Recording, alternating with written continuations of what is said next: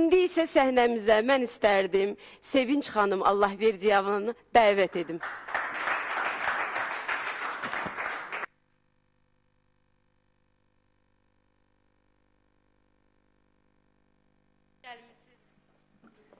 Səhnə sizindir. Axşamınız xeyir olsun. Jüridə eləşən xanımızı, bəyləri, sənətkarlarımızı salamlayıram. Bu gözəl layihəni hazırlayan Namiq Fərhadoğlu'ya eşq olsun. Bir alqışlar gəlsin o şərəflə. Bu gözəl layihəni izləyən Azərbaycan xalqına, dünyanın hansı bir yerində olursa olsun, hamısını salamlayırıq. Əlbəttə ki, çox gözəl, baxımlı, çox möhtəşəm bir proqramdır. Bir gözəl mahnı ilə sizləri salamlayırıq. Eşq olsun bizim sənətkarlarımızın davamçılarına.